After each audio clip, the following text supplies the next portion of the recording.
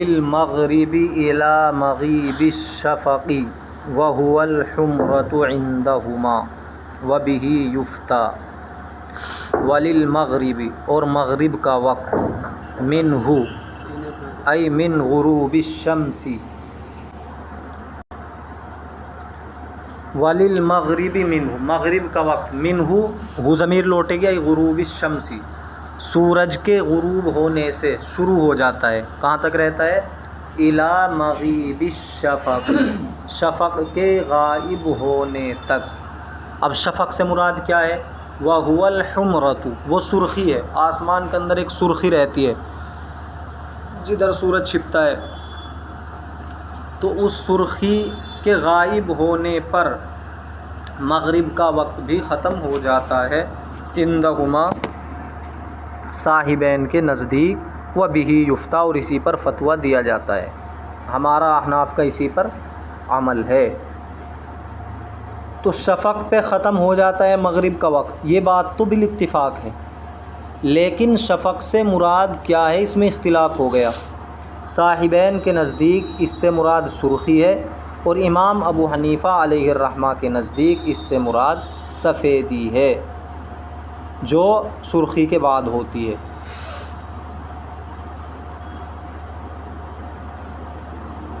لیکن فتویٰ صاحبین علیہ الرحمہ کے قول پر ہے.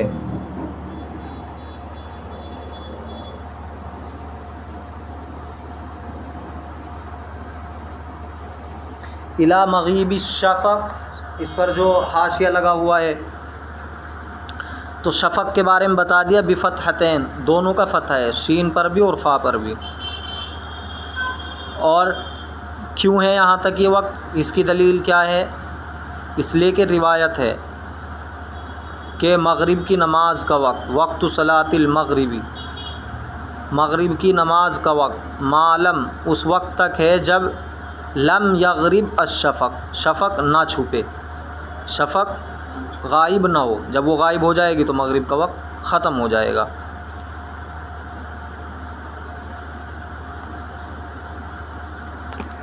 اس سے آگے وَهُوَ الْحُمْرَةُ اس پر جو حاشیہ لگا ہوا ہے،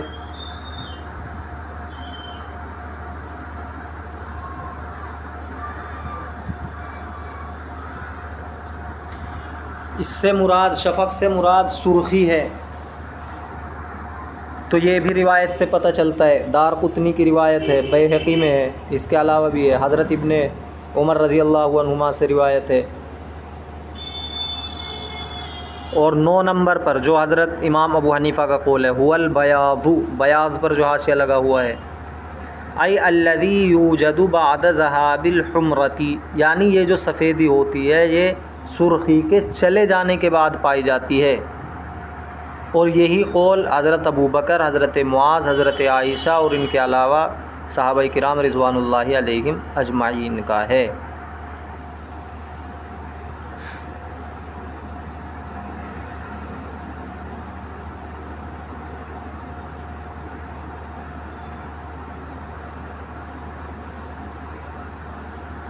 اب ہم نے جو راستہ اختیار کیا ہے وہ بیچ کا راستہ اختیار کیا ہے، کیونکہ اختلاف ہو گیا. ظہر کے وقت میں بھی اختلاف ہو گیا، ظہر کا وقت ختم کب ہوگا؟ تو صاحبین کے نزدیک 1 مثل پر ختم ہو جائے گا، اور امام ابو حنیفہ کے نزدیک 2 مثل پر ختم ہوگا. اسی طرح مغرب کے وقت میں اختلاف ہو گیا کب ختم ہوگا.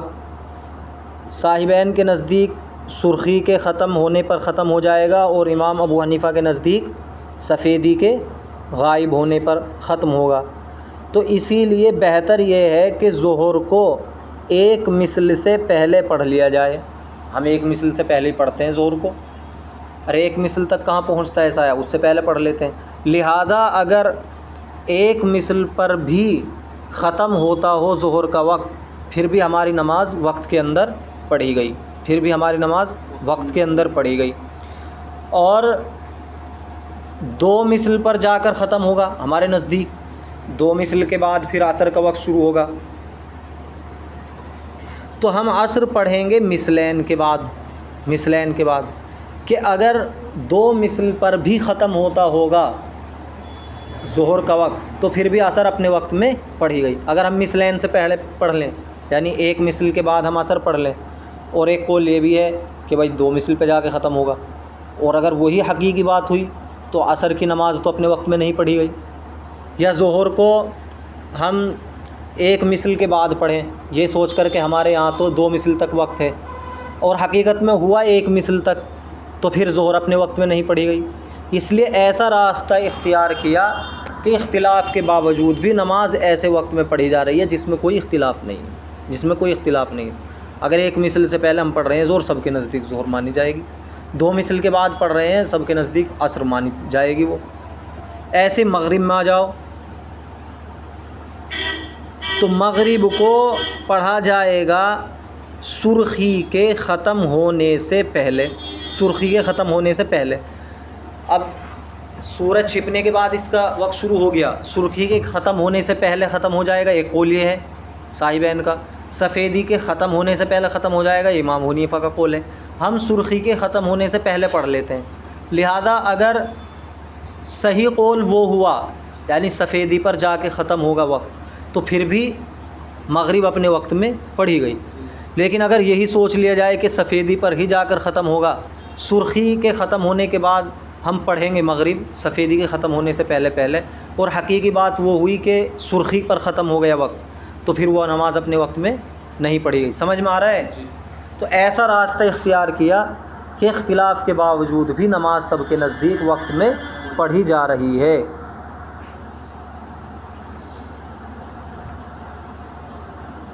وللعشاء، اب عشاء کا وقت، وللعشاء منہ، عشاء کا وقت منہ حاضمی لوٹ رہی ہے، من مغیب الشفق الحمرۃ بالبیاض، شفق کے غائب ہونے سے لے کر، جیسے شفق غائب ہوا اب وہ سرخی بھی ہو سکتی ہے جیسا کہ ہمارے نزدیک ہے جو بالاتفاق ہے، صاحبین کے نزدیک ہے، اور سفیدی بھی ہو سکتی ہے جیسا کہ امام ابو حنیفہ کے نزدیک۔ وللوتری، اور وطر کا وقت، عشاء کا اور وطر کا ایک ہی وقت ہے، مما بعد العشاء، وطر کا مما بعد العشاء، عشاء کے بعد سے لے کر، وطر جو عشاء کے بعد ہوتے ہیں، الی الفجر، فجر تک ہے، لہما ان دونوں کے لیے وقت، تو ان دونوں کا وقت صبح صادق تک ہے، عشاء کا بھی اور وطر کا بھی، ای للعشاء والوتر، عشاء اور وطر کے لیے۔ ویستحب للفجر، اب یہ تو وقت کی بات آ گئی کہ کب سے کب تک وقت ہے نمازوں کا، یہ بیان کر دیا گیا، نماز کا اول وقت، نماز کا آخر وقت بیان کر دیا گیا۔ اب یہاں سے نماز کا مستحب وقت شروع کیا جا رہا ہے۔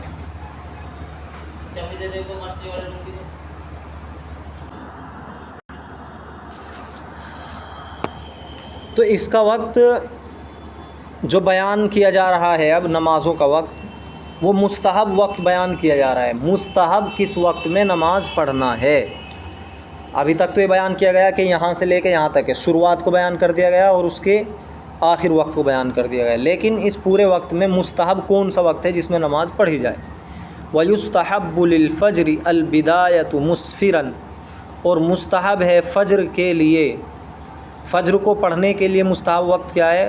البدایۃ، شروعات کرنا، مسفرن، چاندنا ہونے پر، روشنی پھیلنے پر، اجالا ہونے پر، مسفرن۔ تو طلوع صبح صادق سے نماز فجر کا وقت شروع ہو گیا، لیکن صبح صادق کے وقت تو اندھیرا رہتا ہے، تو فوراً پڑھنا مستحب نہیں ہے، بلکہ اس میں تاخیر کریں گے، اتنی تاخیر کریں گے کہ روشنی پھیل جائے۔ بحیث، کتنی روشنی پھیل جائے؟ یمکنہ ترتیل 40 آیتاً، اتنی بھی تاخیر نہیں کرنی کہ اگر نماز خراب ہو گئی دوبارہ لوٹانی پڑ گئی تو دوبارہ سے اسے نہیں پڑھ سکتے۔ بتا رہے ہیں بحیث اس طور پر کہ یمکنہ ممکن ہو، ترتیل 40 آیتاً او اکثر منہا، 40 آیتیں یا 40 سے زیادہ آیتوں کو ترتیل سے پڑھنا ممکن ہو۔ ثم اعادتہ، پھر اس کا اعادہ کرنا ممکن ہو، ان ظہر فساد وضوئہ، اگر اس کے وضو کا فساد ظاہر ہو جائے، یعنی اگر وضو ٹوٹ جائے، تو اتنا وقت سورج نکلنے میں باقی رہنا چاہیے کہ ایک مرتبہ ہم نماز پڑھا دیں جس میں 40 یا 40 سے زیادہ آیتیں پڑھ سکیں، پھر اگر وہ نماز خراب ہو جائے، اعادہ کرنا پڑ جائے، وضو ٹوٹ جائے، تو دوبارہ بھی اتنی آیتیں ترتیل سے پڑھ کے نماز ہو جائے، اتنا وقت باقی رہنا چاہیے۔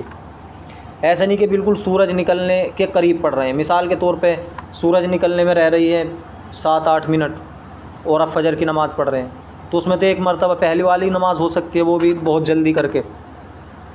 اگر خراب ہو گئی تو دوبارہ کیسے پڑھیں گے؟ وقت ختم ہو جائے گا۔ دلیل: قال علیہ السلام، آپ صلی اللہ علیہ وسلم نے ارشاد فرمایا، اسفروا بالفجر، فجر کو روشنی میں پڑھو، فإنہ اعظم للأجر، کیونکہ یہ بہت اجر کی بات ہے، والتاخیر لظہور الصیف، اور تاخیر کرنا مستحب ہے گرمیوں کی ظہر کے لیے۔ تو گرمیوں میں جو ظہر پڑھی جائے گی اس میں تاخیر کی جائے گی، کیونکہ گرمی ہوتی ہے۔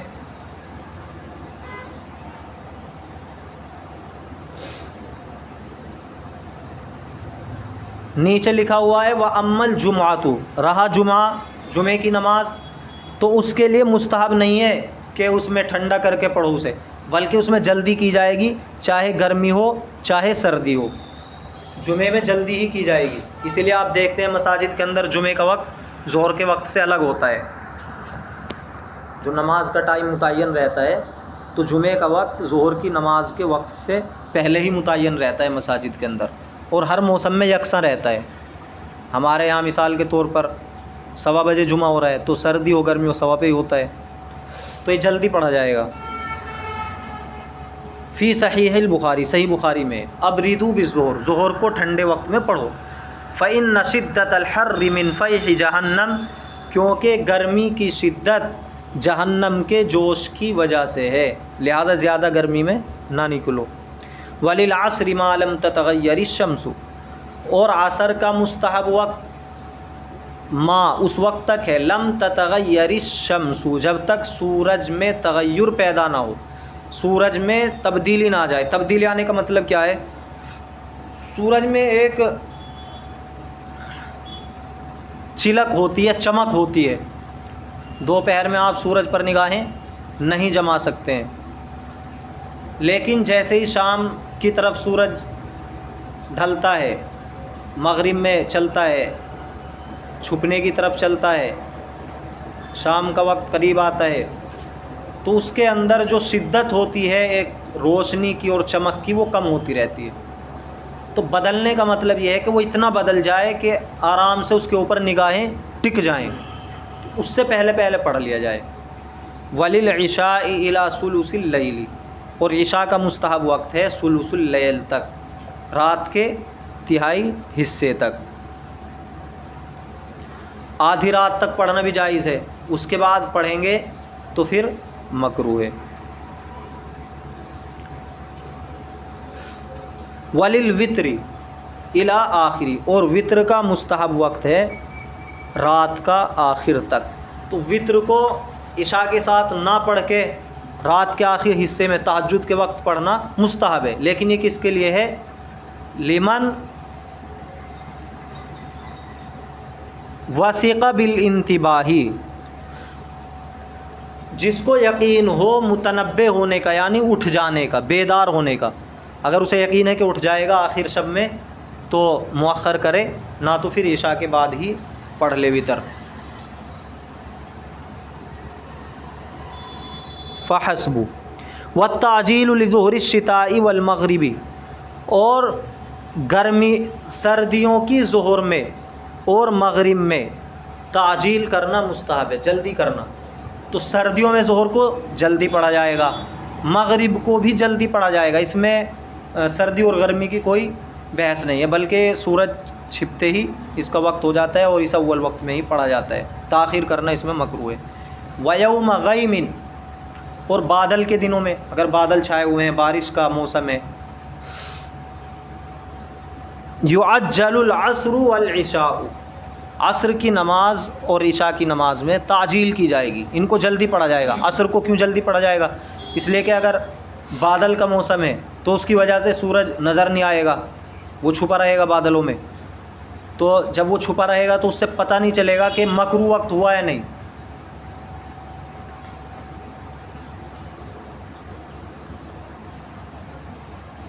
اس لیے اس میں جلدی کی جائے گی. وللعشاء، اور عشاء میں کیوں جلدی کی جائے گی؟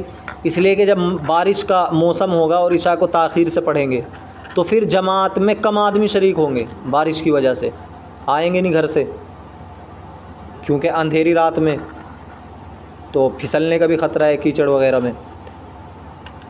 تو اس لیے کہا گیا کہ ان میں جلدی کی جائے گی. ان تمام چیزوں کا احساس آپ کو اس وقت ہوگا جب آپ یہ چیز تصور کریں کہ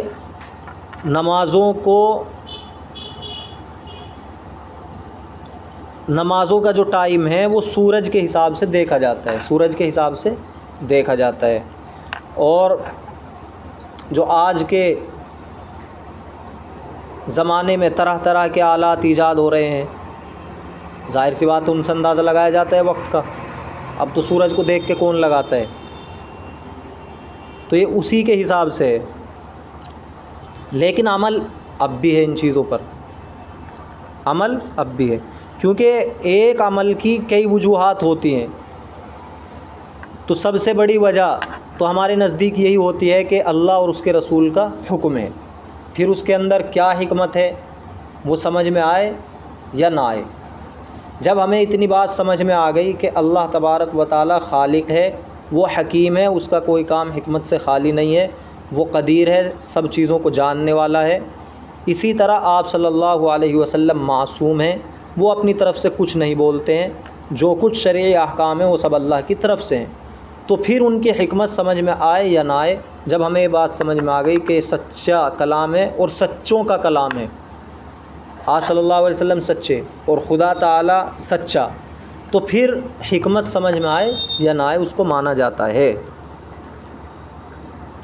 وَيُؤَخَّرُ غَيْرُهُمَا، اور ان کے علاوہ نمازوں کو تاخیر سے پڑھا جائے گا.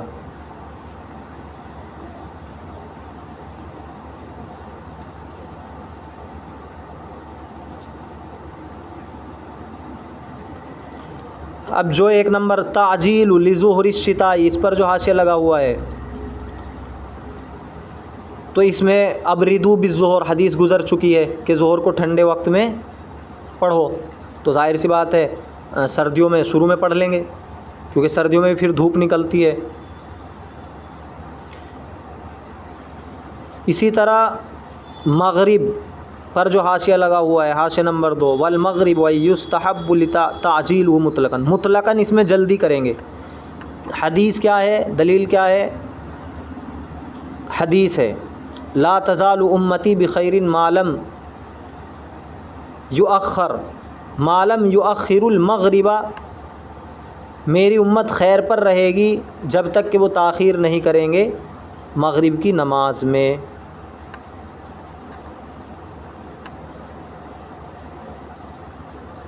تیسرا حاشیہ یؤخر غیرہما، اس لیے کہ عشاء کو تاخیر کرنے میں تقلیل جماعت کی قلت ہو سکتی ہے بارش کی وجہ سے، اور عصر کو مؤخر کرنے میں مکروہ وقت کا وہم ہو سکتا ہے، کیونکہ سورج تو دکھائی نہیں دے رہا ہے. آدمی کو ایسا لگے گا کہ ابھی موسم ایک جیسا ہی ہے، بدلا ہی نہیں. لیکن باقی نمازوں میں ایسا کوئی اندیشہ نہیں ہے، اس لیے ان میں جلدی نہیں کریں گے بادل کی وجہ سے.